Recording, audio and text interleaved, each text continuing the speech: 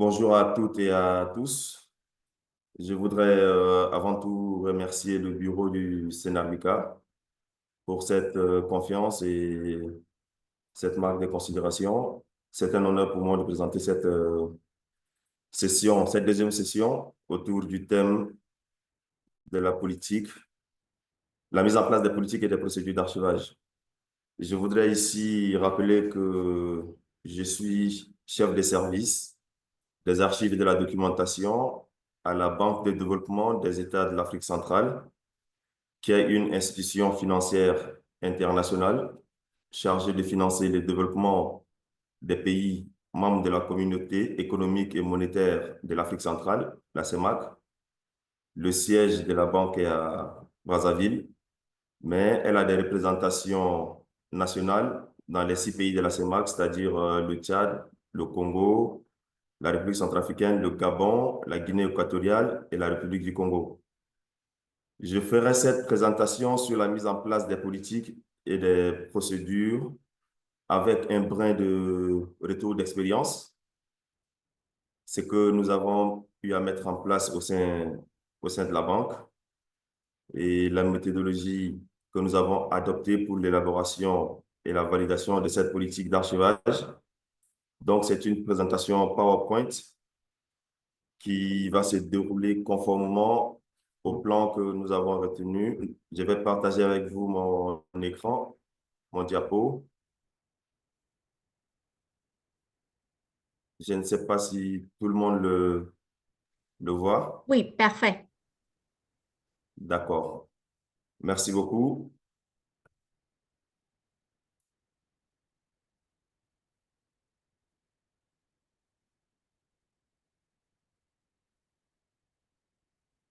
Euh,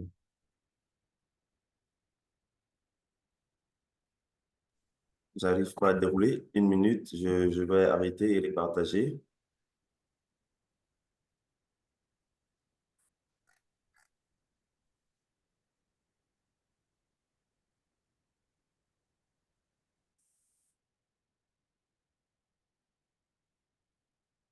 Et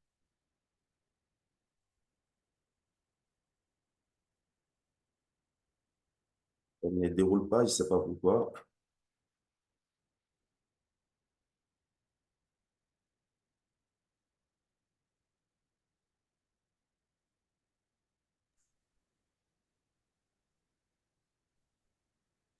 OK. Je pense que... Voilà, merci. OK. Les objectifs de ce webinaire sont les suivants. C'est comprendre l'environnement réglementaire qui sous-tend la politique et les procédures d'archivage, appréhender les étapes clés pour la mise en place d'une politique d'archivage, savoir élaborer des procédures et des outils de gestion de la politique d'archivage et conduire la mise en œuvre d'une politique d'archivage. Le plan de présentation que nous avons retenu est le suivant. Il y aura une introduction, une définition des concepts, un cadre, présentation du cadre normatif. on verra ce que c'est qu'une politique d'archivage et pourquoi une politique d'archivage, comment élaborer une politique d'archivage, la mise en œuvre d'une politique et la conclusion. Aujourd'hui, la politique d'archivage revêt un caractère indispensable au sein des organisations, que ce soit des organisations publiques ou privées. Elle se justifie par le principe que toute activité humaine produit de l'information. Et cette information est souvent consignée sur un support, que ce soit électronique ou papier. Et ce sont des documents qui constituent des actifs opérationnels, stratégiques, juridiques ou informationnels de l'entreprise. Donc, la gestion et l'archivage efficace de ces informations dépendent d'une politique portée par le top management dans la stratégie globale de l'organisation. Donc, la politique d'archivage doit faire partie de la stratégie globale. Sinon, elle ne pourra pas s'arrimer à tout ce que l'entreprise voudrait engager ou bien aux autres projets au sein de l'entreprise. L'archivage répond à des obligations réglementaires, à la protection de l'organisation face aux risques de contentieux et aux besoins de mémoire des équipes. Aujourd'hui, que ce soit les institutions financières ou que ce soit toute autre organisation, il faut refléter la transparence et la traçabilité dans l'exercice de l'activité. Et la politique d'archivage est le socle de cette transparence parce qu'elle permet de faire, de tracer les activités qui sont exercées et de voir si l'entreprise a mené ses activités conformément aux normes et à la réglementation. Cette politique d'archivage doit s'appuyer sur des normes internationales relatives à la gestion de l'information et elle doit s'appliquer à tous les documents qui sont jugés vitaux au sein de l'entreprise.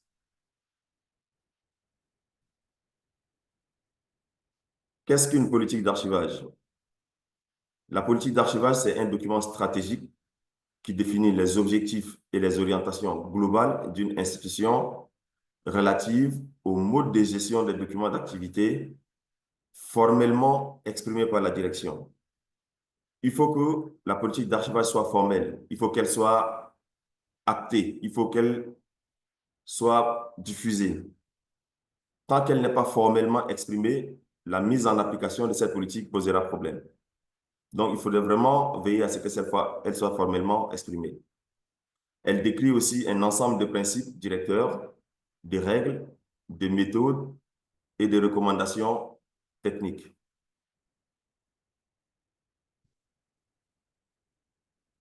La politique d'archivage peut revêtir diverses appellations selon les institutions. Ici, il y a des institutions qui l'appellent charte d'archivage, par exemple à la commission de l'UMOA, eux, ils l'appellent charte d'archivage. Il y a des institutions qui l'appellent politique de gestion de l'information, telles que Glencore. Il y a aussi des institutions qui l'ont nommé politique de gestion des documents et des archives. Là, je prends l'exemple de la Banque africaine de développement et de la Banque de développement des États de l'Afrique centrale. Il y en a aussi qui l'appellent simplement politique documentaire. Mais tout ça veut dire la même chose. Qu'est-ce qu'une procédure d'archivage?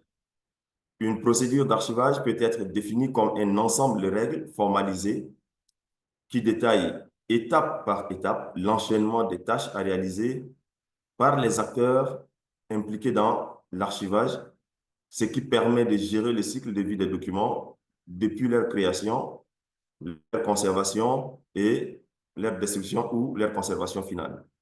Elle vise à assurer l'organisation, la traçabilité, la sécurité et la conformité légale des archives.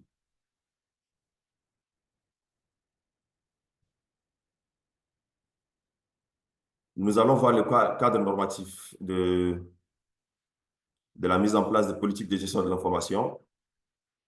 Et plus précisément, nous allons voir les principales normes qui sont la norme ISO 15489 relative au records management et la série de normes ISO 30300.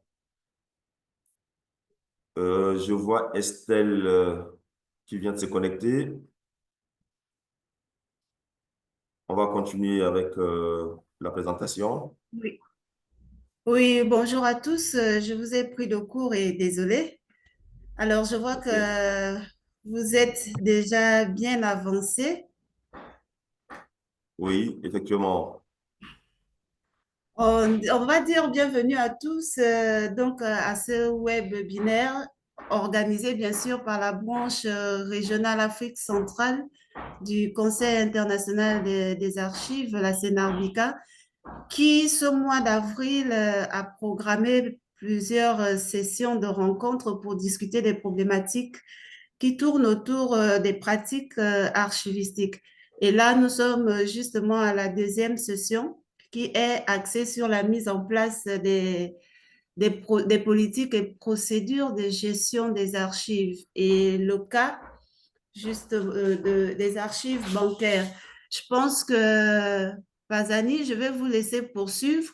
On demande tout simplement à chacun de se présenter en donnant son nom, son prénom, le pays. Ça peut être intéressant. Et surtout, n'oubliez pas tout au long de cette présentation.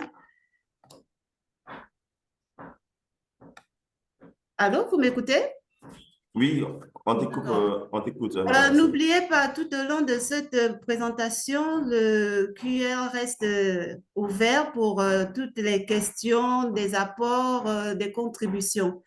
Donc, on va vous laisser poursuivre puisque vous avez débuté. Merci, Estelle. Donc, on va continuer avec la présentation. Comme je le disais tantôt, nous étions sur le cadre normatif de la politique de gestion de l'information et nous avons dit que nous allons parler des principales normes qui sont la norme ISO 15489 et la série de normes 30300. La norme ISO 15489 relative au records management est divisée en deux parties. Il y a les principes directeurs qui est concerné par la partie 1 et nous avons les guides pratiques. Nous avons la série de normes 30300 qui fait partie d'une série de normes sur le système de gestion des documents d'activité, le SGDA. Nous avons d'autres normes connexes qui sont mises à contribution, telles que la norme ISO 23081 qui concerne les métadonnées pour les enregistrements. Nous avons l'ISO 14641 qui concerne l'archivage électronique. Et nous avons l'ISO-TR 13028 qui concerne la mise en œuvre des lignes directrices pour la numérisation des enregistrements. Mais nous allons beaucoup plus nous concentrer sur les deux principales normes qui sont l'ISO 15489 et la série de normes ISO 30300.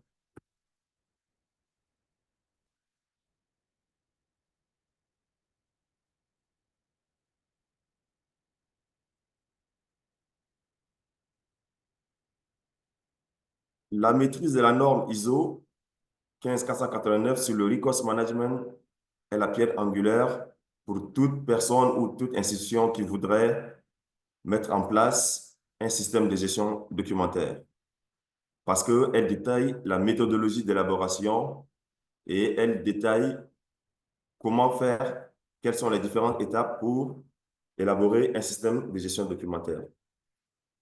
Elle propose dans son chapitre 8, qui est la conception et mise en œuvre d'un système d'archivage, une méthodologie en 8 étapes qui sont développées dans son guide pratique. Mais cette méthodologie en 8 étapes est beaucoup plus développée dans le manuel DX. Le manuel DX, le DX qui veut dire Designing and Implementing Record Keeping System, est une méthode australienne, tout comme la norme ISO 15489 est une norme australienne qui détaille maintenant les 8 étapes pour la mise en place d'une politique d'archivage. Et c'est un outil qui accompagne et qui complète la norme ISO 485.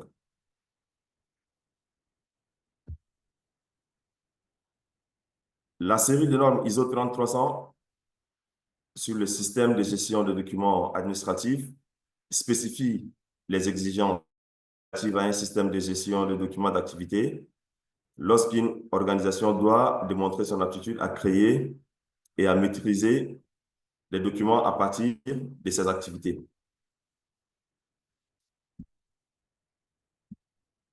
La série de normes ISO 30300 appartient à la grande famille des normes des systèmes de management, les NSM, et elle vient compléter la norme ISO 15485. Donc, en même temps,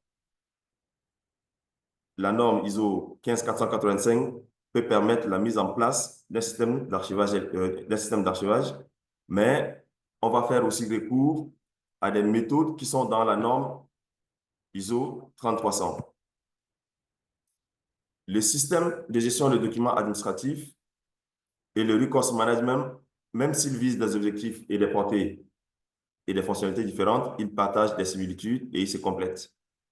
Donc, le SGDA précise les principes liés au service de gestion de documents d'activité, tandis que le resource management définit les aspects opérationnels relatifs au cycle de vie de ces mêmes documents.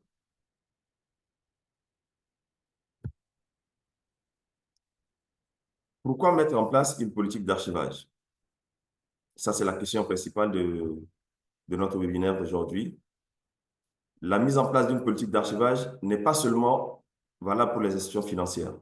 Elle s'impose à toutes les institutions qui veulent préserver leurs informations et leurs documents vitaux à valeur probante. La mise en place d'une politique d'archivage vise les principaux objectifs suivants, c'est-à-dire définir les responsabilités et les rôles de chacun des acteurs impliqués et uniformiser les pratiques d'archivage en interne. Il faut savoir que le plus souvent, au sein des organisations, les services font de l'archivage de manière hétéroclite. Chacun archive selon sa manière, chacun archive selon sa perception du cadre de classement. Il s'est dit, bon, moi, je suis au service comptable. La façon la plus facile pour moi d'archiver mes documents, c'est de les mettre, par exemple, chronologiquement ou bien peut-être par date. Et vous allez dans un autre service, qui est par exemple le service RH, vous allez trouver que le système d'archivage, il est aussi différent. Quelquefois, dans des services, au sein d'un même service, vous allez trouver deux modes de classement différents selon qu'ils dépendent d'une personne à une autre. Et le rôle de la politique d'archivage, c'est de venir uniformiser en fait les pratiques.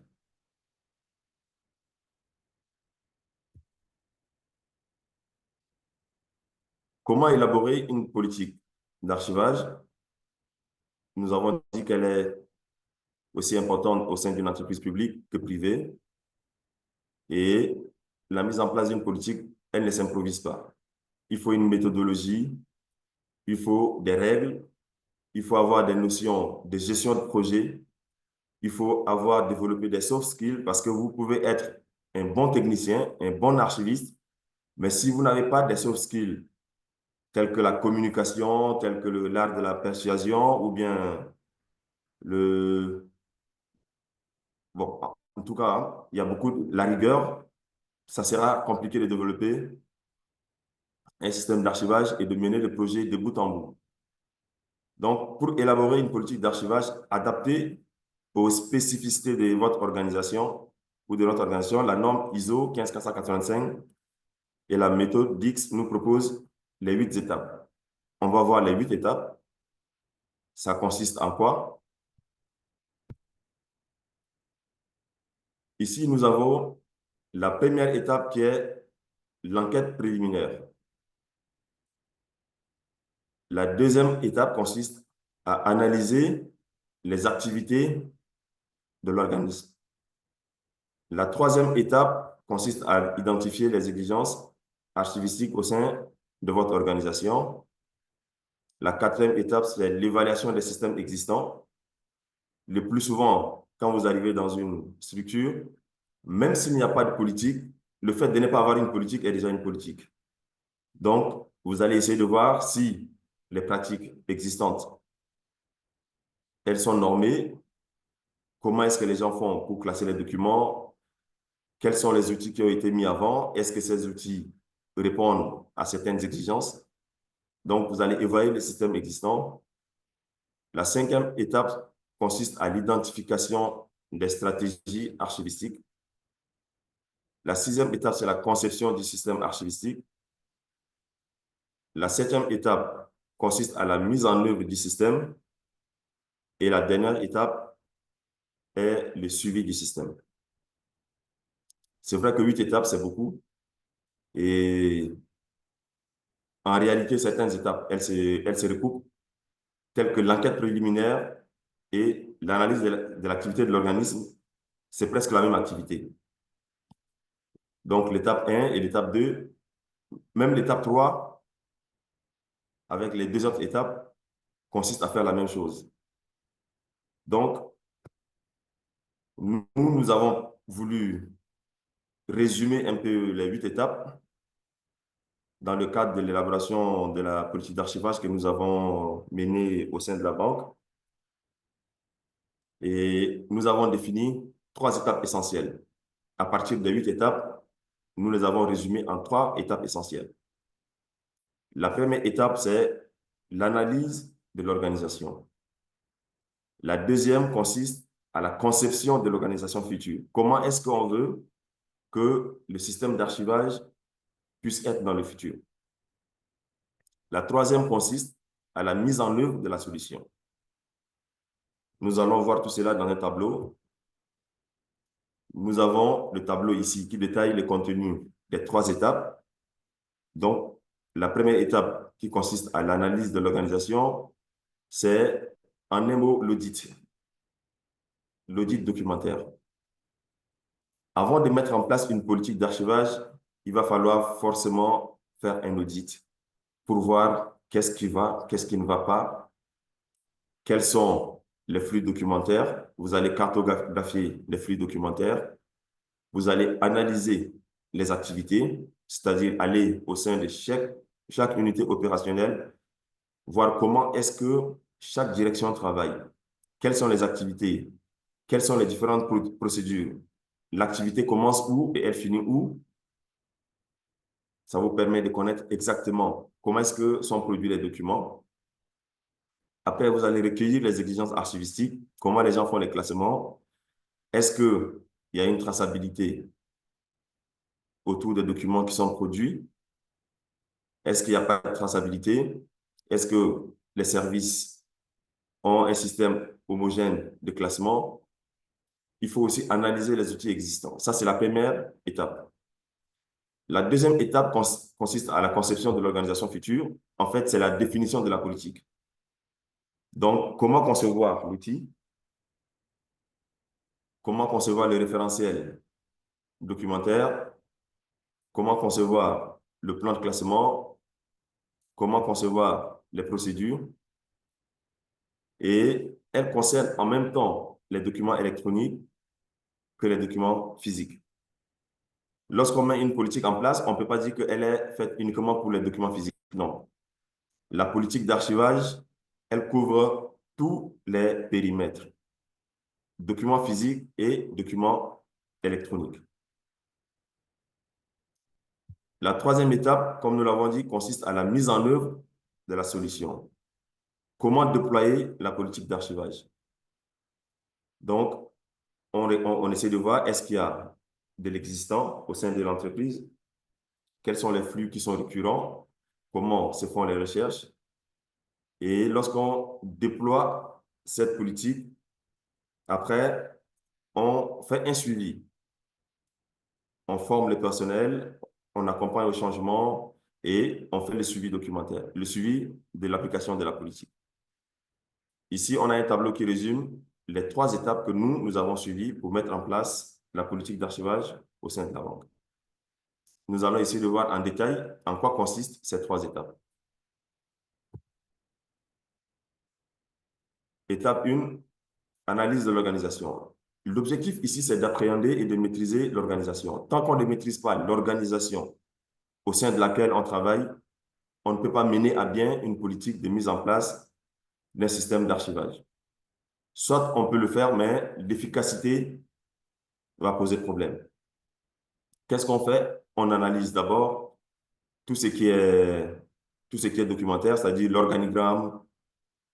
On regarde, on lit les rapports d'activité, on regarde les fonctions, les processus métiers, quels sont les documents qui sont produits selon les activités, ou bien quels sont les documents qui sont reçus, quels sont les systèmes d'information existants. Parce qu'aujourd'hui, au sein au sein des banques, par exemple, nous avons un système nous avons des logiciels métiers. Et chaque logiciel métier produit des documents. Donc, on essaie de voir, est-ce que ces documents sont natifs électroniques ou bien c'est des documents qui sont après produits en version physique. Si elles sont natifs électroniques, est-ce que on a un système, il faut mettre un système JET pour les capturer et après les traiter selon les normes. Et pendant l'analyse, on essaye de répertorier les documents vitaux de l'entreprise. Quels sont les documents dont la perte pourrait causer un risque à l'entreprise? Et au même moment, on peut aussi définir les durées d'utilité courante au sein des services et en même temps les durées d'utilité administratives. C'est une analyse qui doit nous permettre de maîtriser tout le système de fonctionnement de l'entreprise. Comme l'analyse documentaire n'est pas suffisante, on peut procéder après avec des entretiens. On peut aller vers certains services pour discuter avec les personnels. Parce qu'on ne peut pas avoir toutes les informations en analysant les rapports d'activité ou bien au sein de l'organigramme. Donc, il y a peut-être les directeurs, ça peut être des secrétaires, ça peut être les opérationnels. Le plus souvent, les opérationnels sont mieux placés pour vous expliquer la procédure de production d'un document que le top management. Donc, il faut aller vers les opérationnels, leur poser des questions. Ça permet de compléter certaines informations spécifiques qui vont nous permettre de planifier la mise en place de notre politique.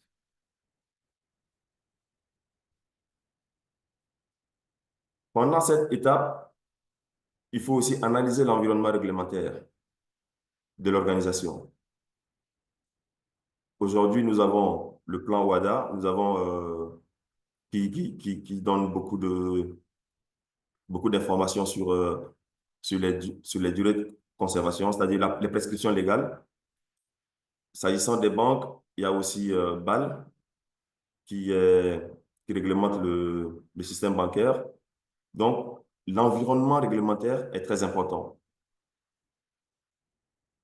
Ça nous permet de connaître les risques qui sont encourus en cas d'incapacité à produire des documents probants ou à ne pas conserver les documents vitaux. L'analyse du système d'archivage existant permet d'identifier les forces et les faiblesses et voir dans quelle mesure y apporter des solutions. C'est une démarche qui nous permet de définir une stratégie pour la satisfaction des exigences. Parce que tout à l'heure, on a vu pendant les différentes étapes qu'on va analyser les exigences. Si on voit que les exigences ne sont pas satisfaites, c'est le moment de voir comment satisfaire à ces exigences. Lorsque vous allez faire votre audit documentaire, il est très, très important de faire une restitution.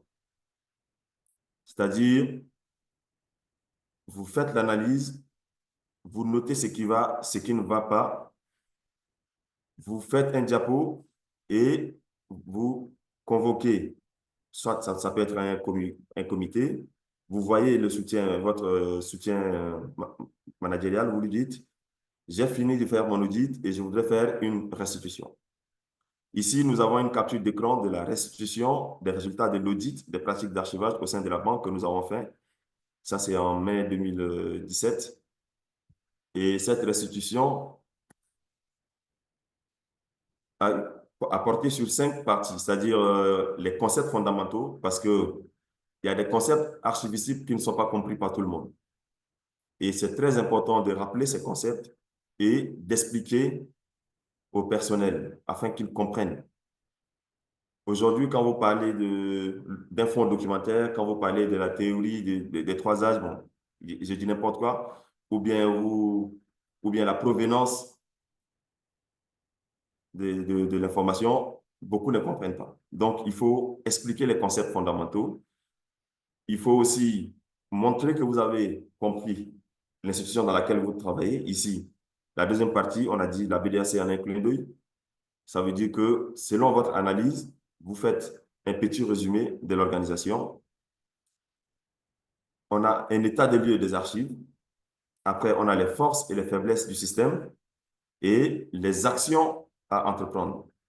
Selon les résultats de l'audit, vous définissez le nombre d'actions à entreprendre et vous les mettez par ordre de priorité. Quelles sont les actions à court terme, les actions à moyen terme et les actions à long terme. Et après, vous définissez un plan d'action avec les facteurs d'échec et de réussite. Et là, quand vous le présentez, tout le monde comprend. Excusez-moi, je suis un peu grippé. Là, tout le monde comprend quelle est la démarche que vous voulez mener pour arriver à la politique d'archivage.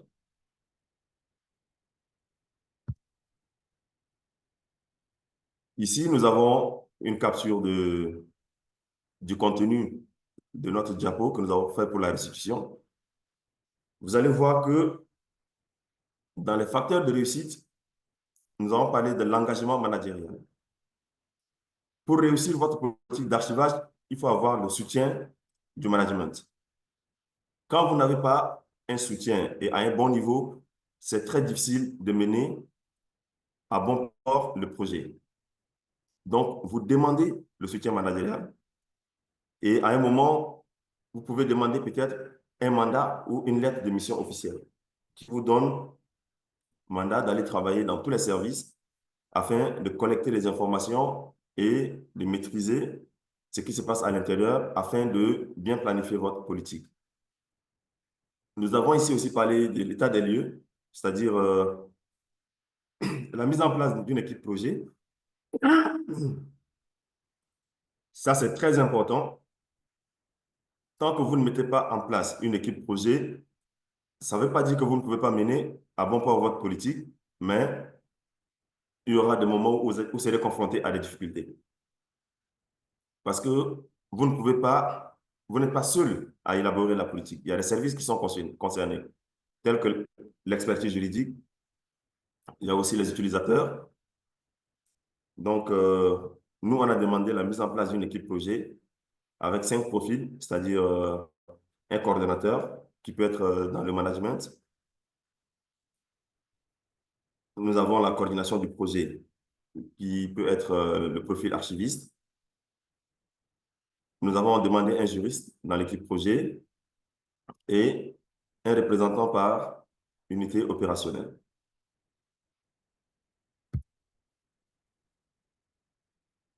L'étape 2 consiste à la mise en place de l'équipe projet, comme on a dit, ou bien le comité de rédaction. Ici, ici c'est l'étape 2, la conception de l'organisation. Il y a 5 activités à mener. La première activité, c'est la mise en place d'un comité de rédaction. La deuxième, définir le contenu de la politique. La troisième, rédiger la politique et les procédures. Étape 4, concevoir les outils de gestion des archives. Étape 5, la validation de la politique. Dans la première partie, nous avons parlé de... La deuxième partie, nous avons parlé du benchmarking. C'est très important. Il faut se dire qu'on ne peut pas créer quelque chose qui existe déjà. Il y a beaucoup d'institutions qui ont déjà élaboré des politiques et c'est un plus pour nous d'aller faire un benchmarking pour voir comment est-ce qu'ils ont articulé leur politique. Dans l'activité 3, on a parlé de la politique et des procédures.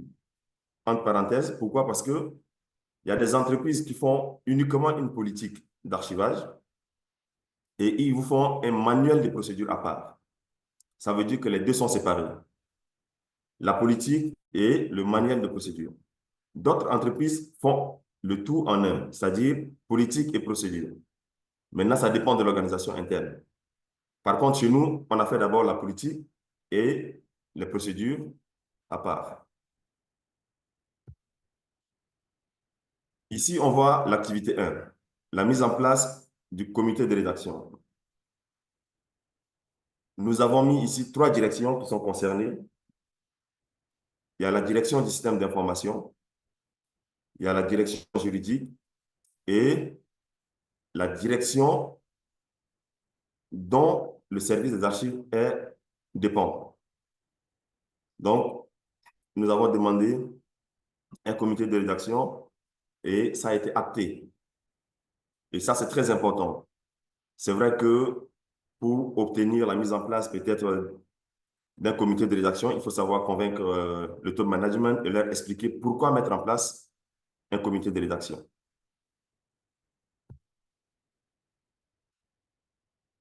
L'activité consiste à définir le contenu de la politique, c'est-à-dire il faut faire un benchmarking et proposer un plan de rédaction. Nous avons fait un benchmarking, mais la politique qui nous a beaucoup aidé, c'est celle de la Banque africaine de développement. Parce que la BDAC est une banque multilatérale de développement et la BAD aussi est une banque multilatérale de développement. Donc, nous avons exploité la politique d'archivage de la BAD et nous avons découvert des choses très intéressantes parce que la BAD a fait un benchmarking des institutions des banques multilatérales de développement, à savoir la Banque islamique de développement, le groupe de la Banque mondiale, la Banque asiatique de développement, et ils ont essayé de faire ce benchmarking en mettant des critères. C'est-à-dire, qu'est-ce que la politique de la BID contient? Ici, ils ont mis politique de gestion de documents. Ils ont coché, oui. Classement de détention, ils ont coché. Diffusion, accès à l'information, plan de fichiers. Et donc, ce benchmark nous a beaucoup servi pour la mise en place du plan de notre politique. Ici, on définit le benchmarking comme une démarche de recherche et de mise en œuvre des meilleures pratiques au meilleur coût. Donc, nous avons collecté plusieurs politiques d'archivage et nous avons vu comment est-ce que ces politiques ont été rédigées, quel a été le contenu, et ça nous a permis d'adapter le nôtre.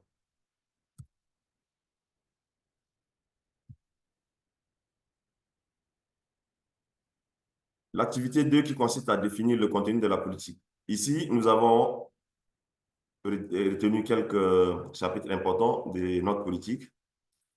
Le chapitre 1, ça a été les objectifs et périmètres d'application. Bon, le cadre légal, il est obligatoire, hein. On n'a pas voulu parler de ça ici, j'ai mis, mais bon, le cadre légal, il est obligatoire. Le chapitre 2 parle des acteurs, des rôles et des responsabilités. Le chapitre 3, quels sont les documents et les archives à conserver? Parce que tout n'est pas à conserver. Le chapitre 4, quels sont les outils et les moyens de gestion des archives? Le chapitre 5, nous avons parlé de la gestion des documents électroniques et de la numérisation. Le chapitre 6 parle d'un plan de sauvegarde d'urgence. Et le chapitre 7, c'est la mise en œuvre et le suivi de la politique d'archivage. Nous n'allons pas développer peut-être tous les chapitres, mais nous avons choisi quelques chapitres importants que nous avons développés ici. Donc, nous avons beaucoup plus parlé du périmètre d'application. Nous allons parler des acteurs et leurs responsabilités et nous allons parler des différentes procédures que nous avons mises en place. Lorsque vous rédigez votre politique d'archivage, il ne faut pas oublier de mettre en place, de rédiger un glossaire parce que les termes archivistiques sont des termes qui ne sont pas compris de tous et elle permet à tout le monde de comprendre ce que ça veut dire une durée d'étude courante ou bien ce que ça veut dire une politique d'archivage tout court.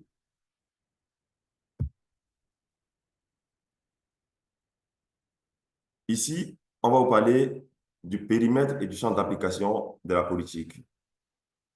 Il faut préciser dans la politique qu'elle s'applique à l'ensemble des documents actifs, semi-actifs et inactifs, que ce soit sur support papier ou électronique. Comme je l'ai dit, la banque a son siège à Brazzaville, mais on a des représentations nationales qui sont dans 6 pays. Donc, le périmètre de cette politique couvre en même temps le siège et les représentations nationales. Donc, nous n'allons pas faire une politique pour le siège et une politique pour les représentations. Non. La politique, elle s'applique à tous. Le champ d'application, c'est pour toute l'institution. Donc, elle est globale et elle concerne toutes les entités de la banque, siège et représentation.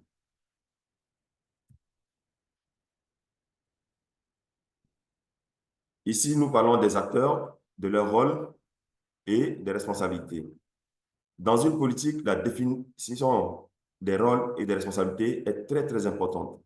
Et pour cela, il faut d'abord désigner des acteurs. Qui est impliqué dans l'archivage et quel rôle la personne joue. Dans notre politique, nous avons défini 4 acteurs. Nous avons désigné le top management parce que, en fait, c'est l'engagement managérial. Si vous n'avez pas le soutien de la hiérarchie, c'est très difficile d'avoir des ressources pour mener à bien votre mission. Parce que c'est eux qui soutiennent la mise en œuvre. Il y a le service des archives qui est le coordonnateur de la politique d'archivage. Nous avons le personnel, parce que c'est les services producteurs qui doivent intégrer la bonne tenue des dossiers comme une partie intégrante de leur travail. Et enfin, nous avons les référents archives. Bon, il y en a qui appellent les correspondants archives, mais ici, on a voulu parler des référents archives. C'est eux qui jouent l'interface entre le service des archives et les unités opérationnelles, c'est-à-dire lors des procédures de transfert et autres, on fait appel aux référents archives.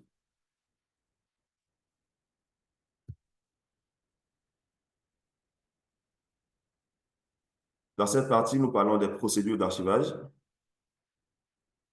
en application de la politique. On peut avoir une politique, mais quand on n'a pas de procédures qui sont des outils de mise en œuvre, il est difficile que cette politique soit efficace. Parce que la politique, elle définit les principes directeurs. Mais pour la mise en œuvre, il faut avoir des outils concrets, parmi lesquels les procédures d'archivage. Dans notre politique, nous avons défini plusieurs procédures qui sont mises en œuvre, notamment la procédure de gestion des archives courantes. Ça, c'est très important parce qu'aujourd'hui, au sein des services, il y a des gens qui pensent que c'est l'archiviste qui doit venir faire l'archivage à leur place. Non. La tenue de dossier est une obligation. Il faut former le personnel, leur montrer comment ils doivent tenir leur dossier. Ça semble anodin, mais effectivement, c'est une compétence que beaucoup ne l'ont pas. Vous allez voir dans les bureaux que beaucoup de cadres ou bien beaucoup d'agents n'arrivent pas à bien tenir les dossiers. Donc, il faut vraiment mettre en place une procédure pour la tenue des dossiers. Nous avons la procédure de transfert, bon, entre parenthèses, versement, mais on a préféré utiliser le mot transfert parce que c'est le transfert des archives des services vers les services des archives. Nous avons les procédures de communication. Nous avons défini des procédures d'élimination et des procédures de numérisation.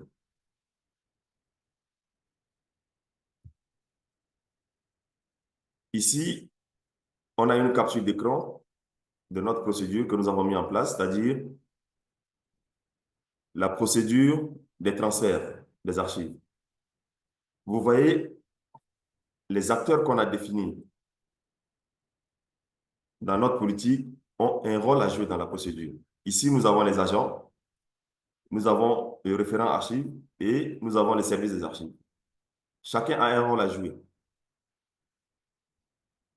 Nous avons l'activité A dans cette procédure. L'activité numéro 1, qui est celui de préparer et classer les dossiers. Ici, on voit qu'au niveau du correspondant archive, c'est-à-dire l'agent, il a l'activité 1, 2, 3. L'activité 4, nous avons le correspondant archive. Et nous voyons ici que l'activité 6, c'est au service des archives. Donc, chacun a un rôle qui est défini au sein de la procédure. Et chacun connaît quelle activité ou bien quelle est l'étape qui le concerne et quelle est l'étape qui ne le concerne pas.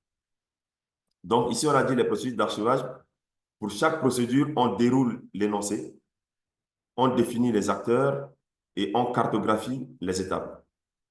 Donc, il faut d'abord énoncer la procédure, il faut définir les acteurs qui sont impliqués et après, il faut cartographier.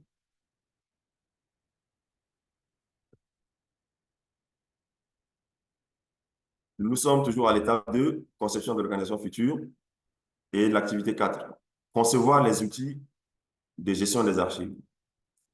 Vous allez voir que les procédures sont ici citées comme les premiers outils. Oui, parce que les procédures d'archivage sont un outil. C'est un outil de mise en œuvre. Donc ici, on cite les procédures d'archivage. On a le plan de classement, les archives, on a le calendrier de conservation, on a la charte de nommage qui concerne beaucoup plus les documents électroniques parce qu'au sein des entreprises, nous savons que les fichiers électroniques sont le plus souvent nommés de manière hasardeuse. Chacun nomme un fichier comme il veut et à un moment, ça pose problème. Donc, il faut une charte de nommage. Et nous avons les bordereaux de transfert, d'élimination et les instruments de recherche. Ces outils doivent être élaborés et le plus souvent en concertation avec les services producteurs. Nous prenons par exemple le calendrier de conservation ou bien le tableau de gestion, comme certains l'appellent. Il faut consulter les services, il faut aller vers les services, il faut échanger avec eux. Quels sont les documents qui sont des documents vitaux et quelles sont les prescriptions légales qui concernent ces documents. Ça veut dire qu'en même temps, vous travaillez avec les services producteurs et en même temps avec le service juridique pour connaître les délais de conservation. Et quel est l'élément déclencheur de ces délais de conservation? Si on dit qu'une archive doit être conservée pendant 10 ans, à quel moment commencent les 10 ans? C'est à la fin de l'activité ou bien c'est à quelle période? Donc, l'élément déclencheur, c'est quelque chose de très important aussi. Même le plan de classement des archives, on le fait en consultant les services, en concertation, parce que tous les services ne doivent pas avoir le même système de classement et tous les dossiers n'ont pas un même système de classement. Peut-être il y a des classements qui se font par numérique. Par exemple, si c'est le dossier du personnel, peut-être c'est le numéro de matricule, donc c'est numérique. Au service des finances, peut-être c'est un classement chronologique qui s'appuie sur les dates comptables. Et même pour mettre en place les procédures, il faut toujours consulter. Donc, l'archiviste doit travailler toujours en concertation avec les services. C'est pourquoi il faut développer des soft skills concernant la communication, le pouvoir de persuasion. On communique beaucoup. Et si on n'apprend pas ces compétences de communication, à un moment, ça pose problème. L'étape 5 concerne la validation de la politique d'archivage. On établit le plan, on rédige la politique, mais après, il faut la faire valider. Donc, après rédaction, la politique d'archivage doit être validée par un comité interne. Ça peut être un comité de direction, ça dépend de chaque organisation. Ça peut être un comité technique, ça peut être un comité ad hoc. Dans notre cas, ça a été un comité ad hoc qui a, qui a validé d'abord en interne parce que ce comité réunit les différents directeurs des services et les services sont concernés par la politique d'archivage. Donc, ils doivent être là pour examiner la cohérence globale de l'application de la politique d'archivage et mener des arbitrages. Donc, on a organisé un comité, les gens ont posé des questions, on a fait des arbitrages, il y a eu des amendements et lorsqu'on a introduit ces amendements, c'est en ce moment que le document validé en interne a été transmis à la haute direction. Donc, la haute direction va donner son avis et ça dépend d'organisation. Il y a des institutions où le directeur général peut lui-même valider la politique et les procédures d'archivage. Vous avez des institutions où le directeur général donne son avis, mais il fait valider la politique en conseil d'administration parce que c'est une politique qui concerne l'entreprise. Et pour notre cas, la politique a été validée en interne par le comité, ça a été soumis à la haute direction et c'est allé en conseil. C'est le conseil d'administration qui a validé notre politique d'archivage. Donc, vous allez voir ici les étapes de la validation. Il y a d'abord le comité de rédaction qui rédige la politique et elle prépare un comité de validation en interne, qui est le comité technique, qui va arbitrer. Et après cette validation, le comité technique transmet le dossier, soumet à la validation du président, à son avis, et le président transfère après, ou bien soumet après au conseil d'administration, qui fait une validation définitive.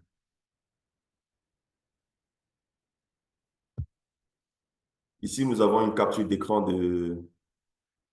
de la résolution qui a validé la politique interne. Donc, ici, on voit clairement, c'est le conseil d'administration qui s'est réuni et qui a examiné la politique de gestion des documents de la banque, adopte la dite politique comme suit. Donc, ça dépend de la culture interne et des procédures internes. Donc, si le directeur général a le pouvoir de valider, il le valide en interne. S'il n'a pas le pouvoir, il le soumet à l'instance suprême. Ici, nous allons parler de la mise en œuvre de la solution. Après validation, on ne peut pas se dire qu'on est arrivé au terme de notre politique. Non. Après, il faut la mettre en œuvre. Une politique peut être validée, mais elle peut ne jamais être mise en œuvre. Donc, après validation, il faut d'abord la diffuser parce qu'elle doit être connue et elle doit être envoyée soit par mail ou soit diffusée par un canal interne à tout le personnel parce qu'elle s'applique au personnel. Donc, il faut que le personnel prenne connaissance et chacun puisse connaître son rôle et ses responsabilités dans l'archivage. Après, il faut organiser des sessions de sensibilisation du personnel, tout le personnel concerné. Ils doivent être sensibilisés sur la politique. Ils doivent savoir que désormais les pratiques sont harmonisées. Il faut former les référents archives parce que dans chaque direction, le référent archive est le point focal. Et il doit avoir une bonne connaissance en technique d'archivage pour pouvoir jouer son rôle de manière efficace. Donc, nous avons formé les référents sur leurs responsabilités et sur les questions d'archivage, comment remplir un bordereau de transfert, comment remplir un bordereau de demande de destruction.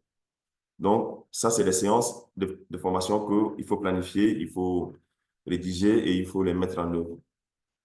Et c'est tout ça qui constitue l'accompagnement au changement. C'est tout ça qui constitue l'accompagnement au changement. Ici, dans notre politique, au chapitre 8, nous avons les principes et mesures d'accompagnement. Donc, nous avons dit que la politique de gestion des documents et des archives repose sur des principes de mise en œuvre suivants: expliquer et communiquer sur la politique ainsi que les procédures à l'échelle de la banque, des représentations nationales, des bureaux extérieurs et les filiales, former et sensibiliser les correspondants archives et le personnel sur les questions liées à la tenue des dossiers, assurer la protection, sécurité et l'intégrité des documents, auditer et faire un suivi périodique de la politique et procédures d'archivage, ainsi que leur efficacité à travers un reporting périodique. Dans la mise en œuvre, il faut faire un reporting. Il faut noter qu'est-ce qui a marché, qu'est-ce qui n'a pas marché, et il faut faire un suivi périodique, ce qui permet en fait, après un an ou après peut-être 2 ans, d'apporter des révisions ou bien des améliorations au sein de la politique. Donc, ce travail d'audit et de suivi est très important à la fin de la politique. Et lorsque vous avez votre politique validée, vous allez maintenant faire un planning de mise en œuvre. Et dans ce planning, il y a vous pouvez mettre plusieurs activités. Si vous avez par exemple un passif d'archives, c'est le moment de demander à ce que ce passif soit traité. C'est une activité qui peut se faire en interne. C'est vrai que même si ça se fait en interne, le coût est le plus souvent élevé, la reprise du passif. Le plus souvent, c'est de l'outsourcer, en fait, de l'externaliser chez un prestataire. Ça peut être une salle d'archives. Donc, c'est à vous maintenant de programmer les activités ou bien de programmer ce que vous allez faire pour que la mise en œuvre de votre politique soit faite de manière efficace. Et c'est le moment de demander les ressources financières, les budgets pour les activités que vous allez planifier. Par exemple, nous avons mis dans la planification la reprise du passif et la rénovation de la salle d'archives. Et nous avons expliqué pourquoi est-ce qu'on veut rénover la salle. Donc, quand vous arrivez à convaincre peut-être votre hiérarchie, ça peut se faire. On peut dire que, bon, ce n'est pas de l'argent jeté par la fenêtre. Parce que le plus souvent, le budget des archives, c'est une question très, très sensible. Les gens veulent connaître exactement à quoi ça va servir. Et il faut avoir l'art de la persuasion, Sinon, obtenir des moyens financiers n'est pas chose aisée dans un service d'archives. Nous allons conclure notre présentation en disant simplement que la politique d'archivage est indispensable pour une organisation afin d'assurer la défense de ses intérêts. C'est pourquoi elle doit être soutenue par le top management à travers l'apport des ressources adéquates, non seulement des ressources matérielles, mais des ressources humaines aussi. Parce que si vous êtes seul dans votre service, ce n'est pas évident d'être très efficace. Donc, il faut que les ressources humaines soient en nombre. Il faut des ressources financières parce que tout ce qui est matériel, non seulement de conditionnement, mais tout ce qui est matériel dans la salle d'archives, ça a un coût. Et une fois que votre politique est adaptée, elle s'applique à tous. Donc, il faut veiller à ce que le personnel puisse se référer à chaque fois sur la politique. Et ça, c'est votre rôle parce que les gens, le changement, ça ne vient pas tout de suite.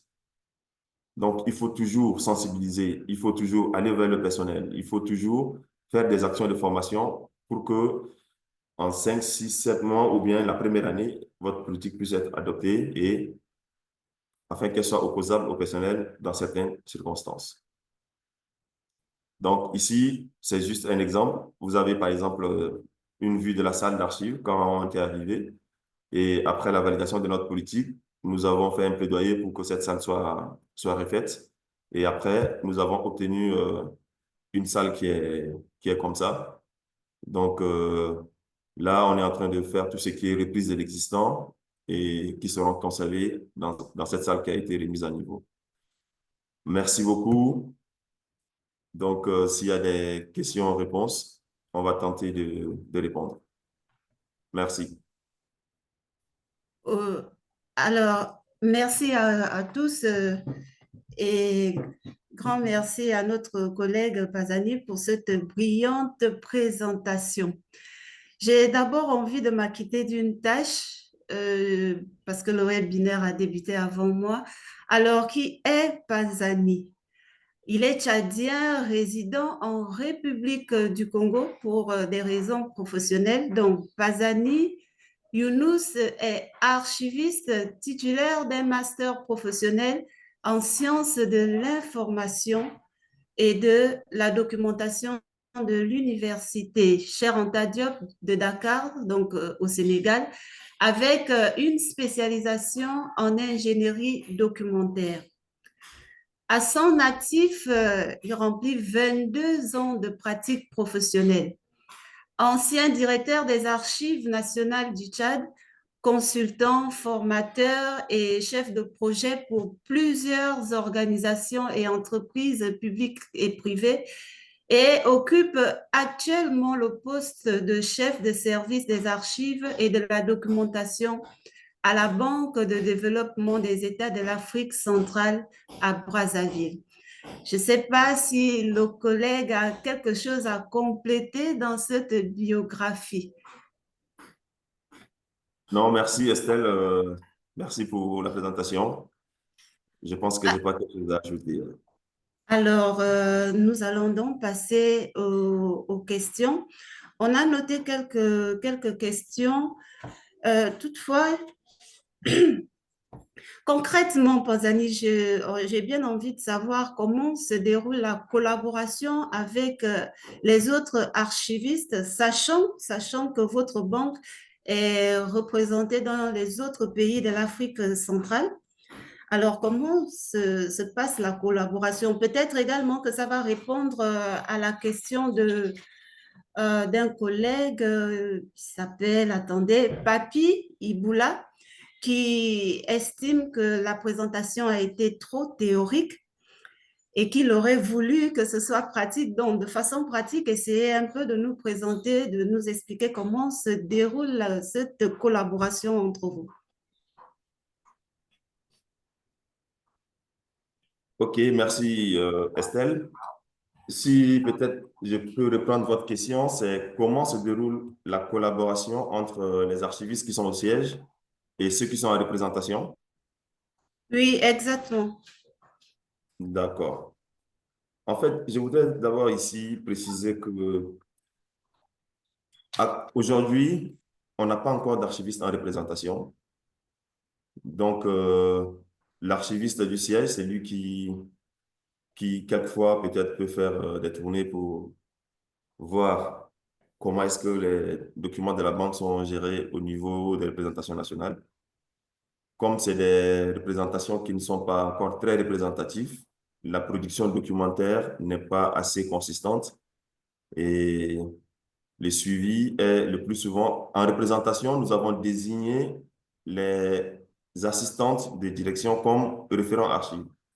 Et comme ils ont été formés en technique documentaire, pour le moment, c'est ces assistantes qui jouent beaucoup plus le rôle d'archiviste au sein des représentations. Alors, merci. Une autre question de Yacine Arabe qui demande, est-ce qu'on aura besoin d'un système d'archivage électronique pour les archives électroniques? Voilà, c'est sa question. OK. Merci, Monsieur Yassine. Moi, je pense que cette question doit avoir sa réponse lors de l'audit documentaire. Lorsqu'on fait l'audit sur les exigences archivistiques, si on voit que le besoin en système d'archivage électronique est nécessaire au sein de l'organisation, il n'y a pas de problème. Mais il faut savoir que le système d'archivage électronique intervient à la fin du cycle de vie, c'est-à-dire à la fin de la gestion d'archives courantes et intermédiaires. En fait, c'est pour un archivage probant. Et le plus souvent, dans nos pays d'Afrique centrale, bon, je préfère parler de l'Afrique centrale, la, la législation ne tranche pas encore sur l'archivage électronique à titre probant. Donc, aujourd'hui, le système d'archivage électronique n'est pas vraiment un besoin pressant pour les entreprises au sein de la CEMAC, mais je parlerai beaucoup plus des systèmes GED parce qu'elle permet un travail collaboratif. Mais pour que les services ou bien les institutions puissent adopter les systèmes d'archivage électronique, il faudrait déjà que cette question soit traitée dans nos législations. Je ne sais pas si j'ai répondu à la question de M. Yassine. On l'espère, on l'espère. Et il a une autre préoccupation. Je suppose que vous avez parlé de procédure de restitution. Alors, il aimerait savoir qu'est-ce qu'une procédure de restitution? Parce que je vois, il a écrit procédure de restitution, point d'interrogation. Je ne sais pas s'il est connecté et qu'il peut être un peu plus précis sur cette question. Je pense qu'on a parlé de la restitution du résultat de l'audit. OK? Lorsque vous faites l'audit documentaire pour déterminer les exigences documentaires, pour faire l'état des lieux des archives, pour définir, pour après définir votre politique, lorsque vous faites cet audit, il faut faire la restitution. Ça veut dire quoi? Il faut faire une présentation aux différents services, ou soit aux différents directeurs de services, pour montrer les problèmes, pour dire que voilà le résultat de l'audit, voici les forces aujourd'hui dans le système de la banque d'archivage, voici les faiblesses, voici, ici on doit apporter des améliorations, voici ce qu'il nous faut. Et à un moment, il faut peut-être faire, il faut définir par priorité un plan d'action pour intervenir. Donc, on a parlé beaucoup plus de la restitution en tant que présentation du résultat de l'audit, mais pas en tant que procédure. D'accord. Merci, Pazani. Oh, il y a une préoccupation de Chantal Bokengue. Comment convaincre à s'aligner à cette démarche, surtout que les archives sont considérées pour la plupart comme des tâches ennuyeuses et même pour avoir un local approprié, difficile. Donc, comment convaincre les décideurs? Je pense que c'est ça sa préoccupation. Ça, c'est une très bonne question parce que aujourd'hui, c'est très difficile de convaincre parce que peut-être c'est une question de méthodologie. Le plus souvent, nous, en tant qu'archivistes, quand on parle aux managers ou bien quand on parle de top management, on emploie des termes techniques qui nous sont propres. Alors que lorsque vous vous adressez à un manager, il faut s'adresser à lui à travers un langage managérial. C'est-à-dire que le manager, il veut pas savoir les techniques d'indexation, il veut pas savoir, non, je vais faire la cotation. Non, il veut savoir exactement qu'est-ce que le travail des archives peut apporter comme un plus à l'organisation. Donc, il faut parler en termes de chiffres, il faut parler en termes de résultats et il faut parler en termes de moyens. C'est-à-dire que un langage où il comprend facilement. Et ça ne sert à rien de développer des longs textes avec des termes trop techniques. Il faut utiliser des termes très simples. C'est là où je disais tantôt, on peut être un très bon archiviste, on peut être un technicien chevronné, mais lorsqu'on n'a pas, ça c'est des compétences techniques. Mais aujourd'hui, les compétences comportementales, les soft skills sont très importants pour un archiviste. Il faut travailler sa communication, il faut travailler l'art de la persuasion. Et ça, c'est des compétences qu'on n'apprend pas à l'école. Ça, c'est des compétences, soit on se fait accompagner par un coach personnel, en développement personnel, parce qu'il faut savoir convaincre. Et ça, c'est des compétences comportementales qu'on doit développer. Donc aujourd'hui, quand on est archiviste, en même temps, on doit avoir les compétences techniques, mais il faut aussi avoir les soft skills, c'est-à-dire comment organiser une réunion, comment convaincre, comment communiquer. Et ça, c'est très important. Tant qu'on n'arrive pas à casser cette barrière de la communication entre le top management et le service des archives, à un moment, ça s'arrête au milieu.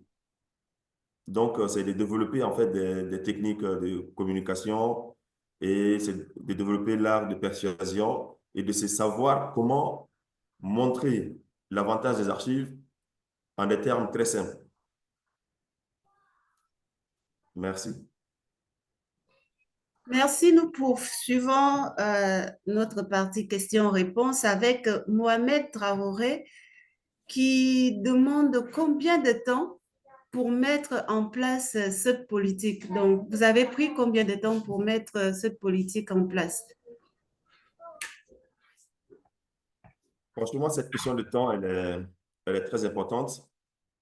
Et je pense qu'à un moment, il faut savoir être patient et endurant parce que tout ne se passe pas comme on veut. Moi, je prends mon exemple. Je suis arrivé à la banque en novembre 2016 et tout de suite, en janvier, j'ai commencé mon audit. Dès que j'ai fini mon appréhension, j'ai commencé l'audit documentaire et j'ai collecté les informations. Au mois de mai 2017, ça veut dire 6 mois après que j'ai fini mon audit. Bon, ça a été un peu long parce que je faisais aussi autre chose. Il y a des actions urgentes à mener. Et vous allez voir que c'est en 2023 que la politique a été adoptée. Ça veut dire qu'à un moment, vous avancez, mais vous allez vous arrêter. Mais ça ne veut pas dire que vous n'allez pas faire des tâches d'archivage ou bien des travaux d'archivage parce qu'il y a plusieurs choses à faire à la fois. Donc, pendant que vous êtes en train d'intervenir sur des questions pratiques, au même moment, vous avancez sur les questions de gouvernance, c'est-à-dire vous amenez l'institution à comprendre que on peut régler des questions techniques tout de suite. Mais tant qu'on ne règle pas ce problème sur le plan organisationnel, c'est-à-dire que cette solution est éphémère. Donc, pour régler la question d'une manière un peu plus définitive ou bien d'une manière efficace, il faut mettre en place une politique qui va résoudre. Parce que vous pouvez intervenir dans les bureaux pour faire des classements, mais après 6 mois, vous allez voir que les mêmes problèmes reviennent, les mêmes problèmes reviennent. Pourquoi? Parce que la question n'a pas été tranchée sur le plan organisationnel. Et pour que ce problème soit tranché une fois pour toutes, il faut mettre en place un plan de classement, il faut mettre en place des outils, il faut former les gens et il faut que tout ça soit, soit, soit plafonné par une politique et soit plafonné par des procédures. Donc, Il faut traiter le problème de manière organisationnelle et non de manière ponctuelle. Merci. Ok, merci Pazani. On espère qu'il est satisfait de la réponse qui a été donnée. Nous avons une préoccupation d'Emmanuel Saint-Fort-Combo. Quelle est la méthode adoptée pour bien mener une bonne indexation et un bon catalogage des documents?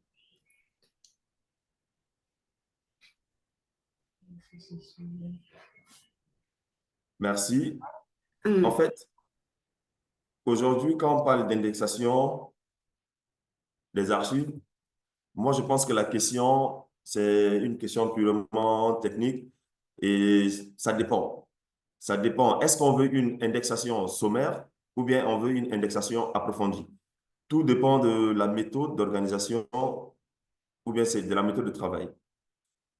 Maintenant, si on veut s'arrimer aux normes, moi, je pense qu'il y a, il y a le standard ISAD qui règle le problème de description, c'est-à-dire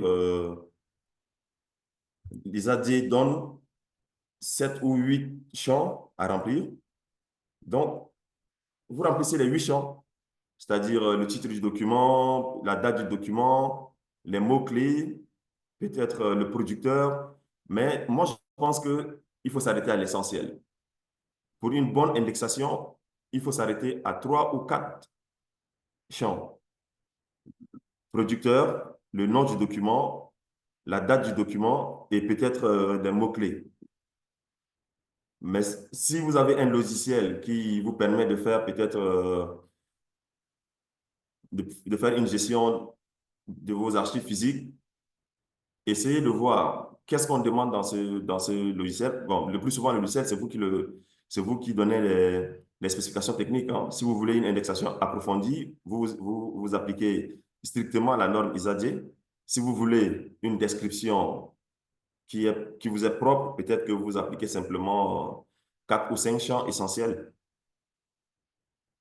C'est un peu ça. Donc, c'est bon, le catalogage, bon, moi, quand j'entends catalogage, c'est, ça me réfère beaucoup plus à la gestion peut-être d'ouvrages qu'à la gestion des archives.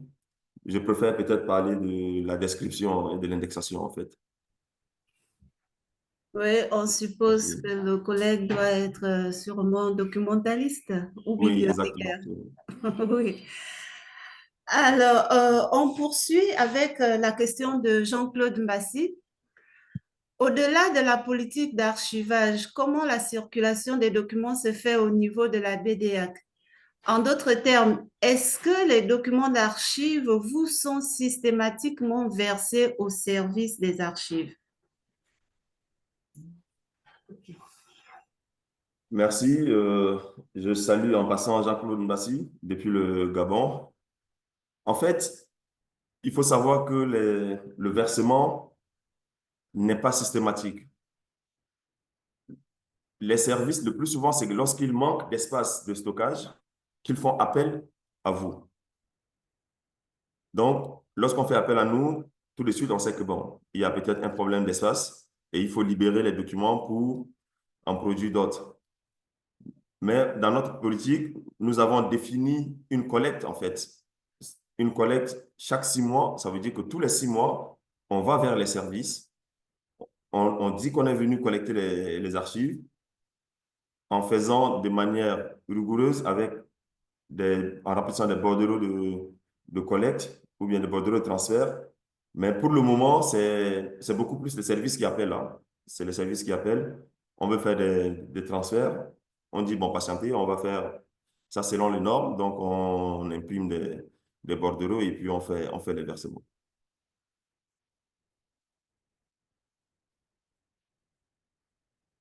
Je ne sais pas si j'ai... Oui, j'espère que Jean-Claude Mbassi est satisfait de la réponse qui a été donnée. On a une autre préoccupation ici. On nous demande, pour la conception de la politique d'archivage de votre structure, avez-vous fait recours à un consultant ou pas? Car l'initier en tant que professionnel n'est pas toujours évident. C'est une préoccupation de Babacar Dion. Je pense que ça vient du Sénégal. OK. Oui. Euh, Merci. Pour répondre à la question de Babacar, je dirais qu'on a mené la politique de bout en bout en interne. Et en tant que responsable des archives, c'est moi qui ai porté ce projet et je l'ai mené pas sans difficulté, hein. À un moment, vous vous heurtez à des difficultés de managériales, c'est-à-dire vous avancez, mais peut-être c'est pas la priorité. Et quand c'est comme ça, vous patientez et vous attendez le bon moment, vous rebondissez avec le dossier et les moments ne manquent pas en fait. À chaque fois qu'il y a une difficulté, vous transformez ça en opportunité pour expliquer que voilà l'occasion pour faire avancer ce dossier. Et vous le faites avancer, vous le faites avancer et à la fin, on a eu gain de cause. Mais sinon, ça a été porté en interne. Merci.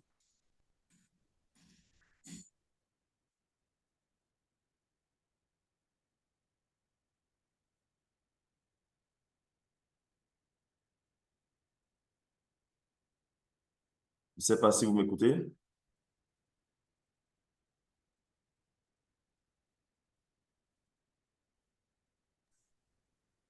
Estelle?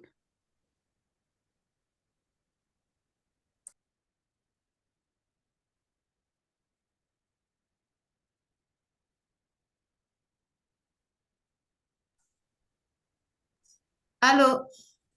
Oui, allô? Oui. Estelle, vous Oui, m'écoutez? vous me suivez? Oui, je vous suis. D'accord.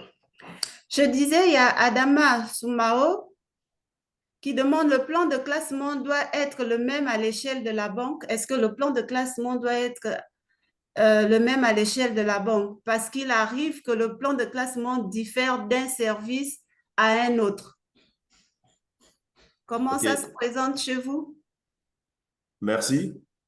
Effectivement, le plan de classement ne peut pas être le seul. Non, pour chaque service, les documents qui sont produits ne sont pas les mêmes que ceux qui sont produits dans notre service. Donc, on ne peut pas faire un plan de classement qui s'applique à tous. Mais on fait un plan de classement selon la nature des documents. Si c'est des documents comptables ou bien si c'est des documents, si c'est des documents comptables, par exemple, on sait que ça peut être chronologique ou bien parce que c'est les dates comptables. Si c'est des documents des ressources humaines, les dossiers du personnel, c'est un classement numérique. Maintenant, si c'est des dossiers des projets qui sont financés dans les pays, on peut faire d'abord un classement géographique par pays et à l'intérieur de ces classements géographiques, on fait un classement par type de projet. Soit ça peut être alphabétique, ça peut être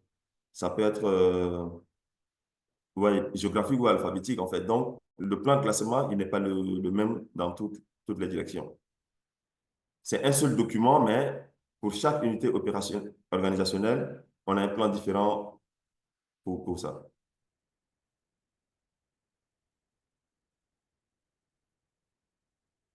Je ne sais pas si j'ai répondu à la question du collègue. On l'espère. Clémence, il serait peut-être intéressant de nous faire signe. Je ne sais pas si on aura assez de temps pour répondre à toutes ces questions. Estelle, c'est Maria Paula. On a 10 minutes. Il nous reste 10 minutes. Donc, je crois qu'on peut résoudre quelques questions, mais après, on doit chercher une solution pour résoudre les questions restantes. Merci, merci. Alors, Panzadi, il va falloir être un peu plus bref dans les réponses. D'accord. Une autre préoccupation de Ismaël Kalak, il voudra, dans le domaine bancaire, est-ce qu'il y a un texte de référence en ce qui concerne la durée d'utilité administrative des archives, dans les archives bancaires? Est-ce qu'il y a un texte de référence? OK. Pour les durées d'utilité, en fait, il faut savoir que la durée d'utilité administrative s'adosse à la prescription légale. Et aujourd'hui, dans le domaine bancaire, nous avons les textes de l'OHADA, hein. Donc, le plus souvent, c'est 10 ans pour les documents comptables, financiers, bancaires. D'accord. Oumar Bella Baldé aimerait savoir si les systèmes GED, le rôle des systèmes GED dans l'élaboration d'une politique d'archivage. OK, en fait, le JET, c'est un outil, hein.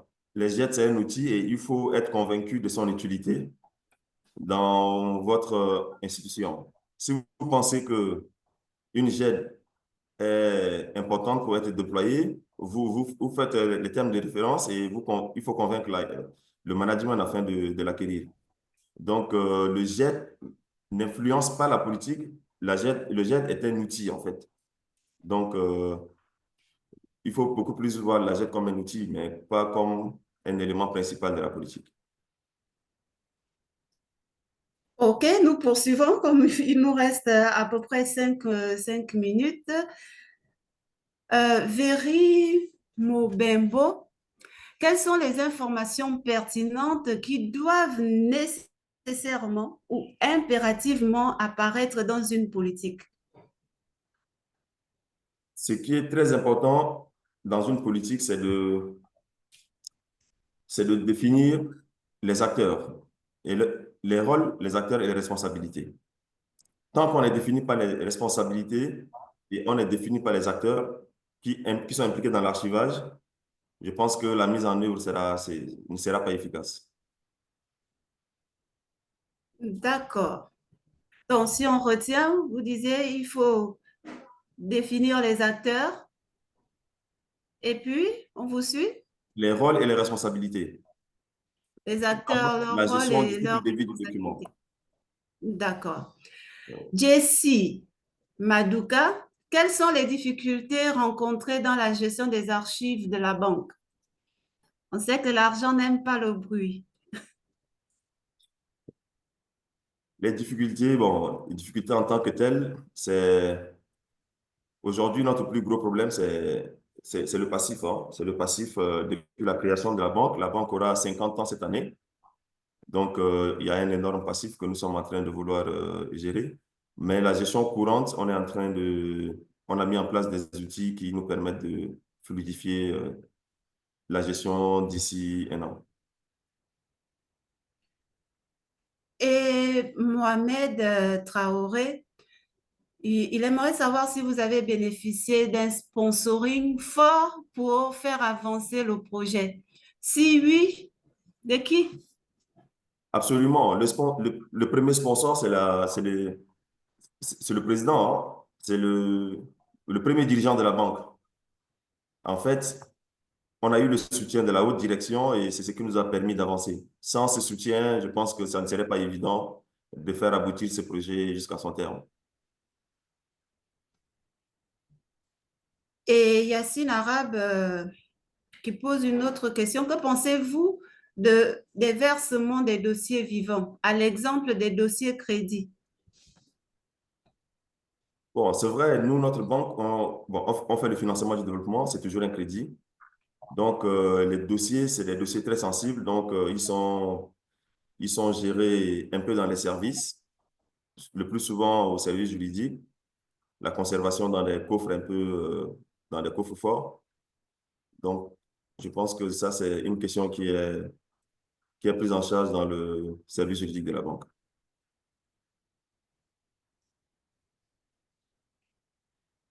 Fatih Ibrahim demande si une politique d'archivage numérique ne serait pas la bienvenue pour conserver et partager les archives, aussi pour les consultations pour votre banque. Notre politique prend en compte la gestion des documents électroniques. Et dans le cycle de vie du document électronique, qui est différent du cycle de vie des archives physiques, il faut aussi définir les acteurs. Et là, nous nous sommes référés à la norme OAIS pour définir les différents acteurs qui interviennent dans le cycle de vie du document numérique. Et on leur a donné des responsabilités. Donc, c'est la même chose comme pour les archives physiques, hein. On définit les acteurs, leurs rôles et les responsabilités. Donc, notre politique, elle est globale. Elle prend en compte et les archives physiques et les archives électroniques. C'est pourquoi on a impliqué la direction du système d'information dans la rédaction de cette politique. Abdul Aziz So vous demande si vous vous sentez très impliqué dans la gouvernance de l'information de votre banque. Absolument, absolument, parce que on se sent impliqué et on sent que la banque compte sur nous pour que tout soit fait de la bonne manière. Sinon, les moyens qu'on a eus, on n'allait pas les avoir parce que la banque a soutenu le service par rapport à son plan d'action qui a été fait selon les priorités. Et on a eu à obtenir quelques moyens pour travailler, dont des numériseurs, des racks. Et je pense qu'on se sent impliqué dans la gestion des archives de la banque. Merci. D'accord, je pense que nous allons prendre deux dernières questions. Je vois que nos collègues insistent sur les dossiers crédits. Là, c'est Yefunyingi Emile qui, désolé, juste un instant, qui vous demande de revenir sur cette question, mais de manière un peu plus détaillée.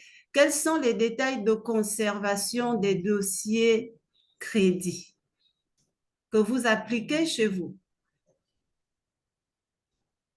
Comme je le disais, notre banque est une banque multilatérale de développement. Quand on parle de dossiers crédits, c'est beaucoup plus, on fait référence aux banques commerciales. Nous, on n'est pas une banque commerciale, mais pour la tenue des dossiers crédits, comme je l'ai dit, c'est des dossiers qui sont très sensibles parce que si on les perd, la banque va perdre beaucoup d'argent. Donc, c'est de trouver une manière sécurisée, c'est-à-dire de les conserver. Mais il faut déjà, c'est la politique qui permet en fait. Quelles sont les exigences qu'exige la conservation d'un document de crédit? Je pense qu'un document de crédit, c'est de le sécuriser, c'est de le sécuriser et de mettre en place une politique qui permet de la traçabilité et puis les accès et tout ça, quoi. Donc, la dernière question, je suis vraiment désolée pour les autres parce qu'il y en a énormément. Adama Soumao qui revient, il dit, est-ce que la GED doit mettre fin à la pratique de l'archivage physique? Moi, je pense que la GED ne peut pas mettre fin à la pratique de l'archivage physique, car jusqu'aujourd'hui, le document physique est la seule qui a la valeur probante, surtout dans nos pays. Donc, la GED est un outil qui facilite le travail collaboratif. Donc, elle permet de gagner du temps dans le workflow de gestion de certaines procédures, mais l'archivage physique est encore d'actualité et elle a encore sa place, je pense.